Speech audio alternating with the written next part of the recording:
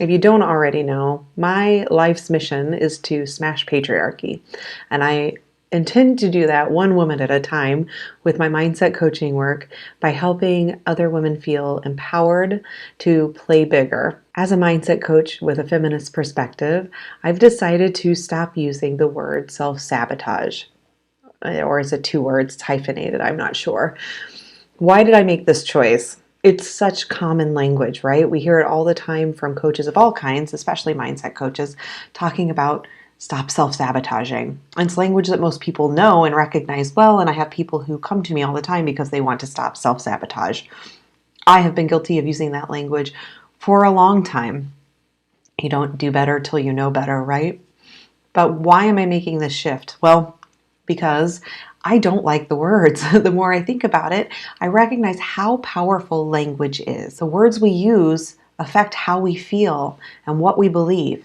And self-sabotage, in my opinion, really makes it sound like there's ill intention, that you're maliciously somehow trying to make things bad for yourself. I think it brings up a lot of blame, and with that then comes shame. And I'm all about removing blame and shame from coaching. So I don't love the words because I think that the connotation with it is that it's something that we've done to ourselves.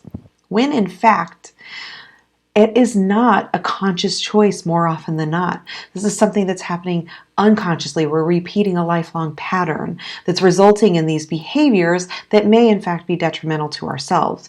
But we're not actively choosing them. No one wakes up and says, today I think I'm going to sabotage myself. Today I think I'll do things that are really not a good idea. We are doing it because we don't feel like we have agency. We don't feel like we have the power to make a different choice. And if you don't have agency, then the choices you are making are not your fault. They are certainly not malicious. So what am I going to be saying instead? Well, I'm shifting from self-sabotage to self-preservation. I think it sounds a little bit nicer and gentler. So first of all, I just think it sounds nicer. I think it removes a lot of those thoughts around the shame and blame and gets rid of the idea of some of the malicious intent, because I think that it's about preserving self. And it's actually more accurate. When we are acting in those ways that are ultimately maybe harmful, or they're just keeping us from taking action towards what we really want, what it's really about is preserving ourselves, staying in our comfort zone, being safe. Those actions are about protecting ourselves and keeping ourselves safe. They're not bad. They may not be getting us where we want, but they're not inherently bad, and they don't make us bad for doing them. They're just there to try and keep us safe, to preserve the status quo, to preserve what we know, to be in our safe and comfortable comfort zone. Now, granted, it may not feel great to be in that comfort zone all the time. We think we want something else. We want something bigger. This comfort zone is not really rewarding or satisfying anymore. But it's what we know. And so it's just our way of keeping ourselves there. And so when we can recognize that, it removes a lot of that blame and shame. And we can say, oh, I see what I'm doing here. I'm just trying to keep myself safe. And from there, it feels a lot more gentle and loving to say, okay, and I don't want to do that anymore. And I'm ready to make a change. And I know I'll be safe. I can step outside my comfort zone and keep myself safe. I also like the word self-preservation because it says preserving self, which I think gets to what it's really about. It's preserving our identity, our self as we know ourselves. Stepping outside of our comfort zones threatens our identity, threatens who we know ourselves to be, who others know us to be. And that is the scariest thing to do. Whenever we're having some sort of identity shift, that is very threatening to our brains and to ourselves, our internal sense of comfort. If I'm not this, then who am I? And that's very scary. We avoid that at all costs. Those identity shifts are big and important, but very scary. And even when it's on a small scale, all right, of just some small way of stepping outside of our comfort zone, it is still outside of who we know ourselves to be. And so our brains automatically kick into what they're meant to do, what they're designed to do for millennia, which is to keep us safe.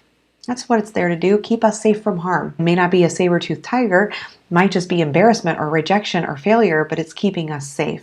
So as soon as it senses like, ooh, this is threatening myself as I know myself to be, that's not safe, I'm going to preserve the self as I know it, preserve my identity. And again, once we can see that for what it is, then it becomes easier to be more compassionate with ourselves and say, oh, I see what's happening here. And I'm ready to step outside of that. And I'm ready to make a shift in who I know myself to be. And I can do it and keep myself safe.